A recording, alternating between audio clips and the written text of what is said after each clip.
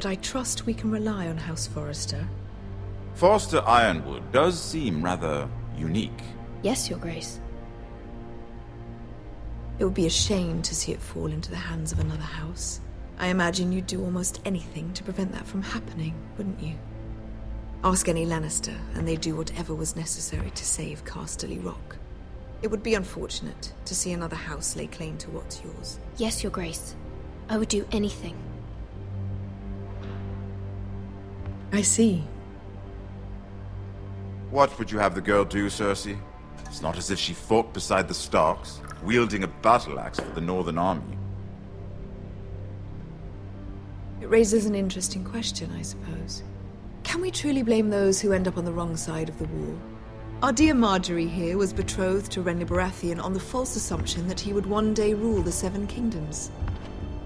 Can we fault her for her mistake? Should she be held accountable? She was just following her heart, Your Grace.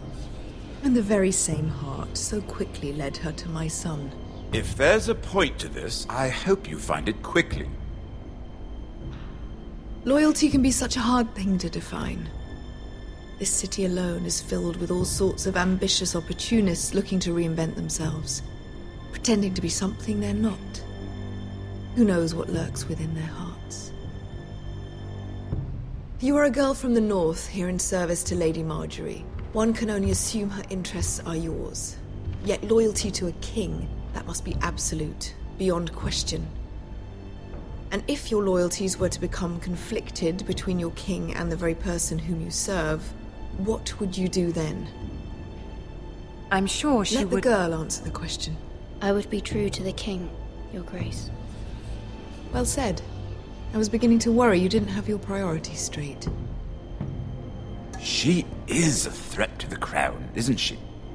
The most dangerous handmaiden in all of King's Landing.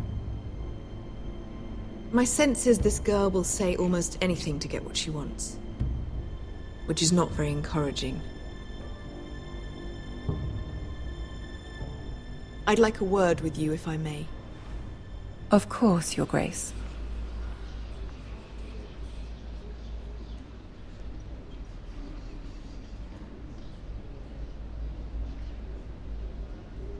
I'll walk you out. This may come as a surprise, but I met your father once, at the tourney at Lannisport. Even then he didn't trust Roose Bolton. We only spoke briefly, but your father struck me as an honorable man. You have my condolences for his loss. Thank you, Lord Tyrion. That's very kind of you to say. That certainly took courage. To so publicly declare your loyalty to Joffrey for all to hear. Poor Lady Marjorie was humiliated, although Cersei seemed quite pleased. It was quite the first impression. I, of course, found it all highly entertaining. I was trying to appease her. I think that was clear to everyone. My sister and I have our differences. She takes great pleasure in her little charades. I take mine in thwarting them. We must find our amusements where we can. She threatened to give your Ironwood to another house. It is the Master of Coin who decides such matters. The Crown needs boats. Boats need wood, and I speak for the Crown in this regard, not her. You can help my family.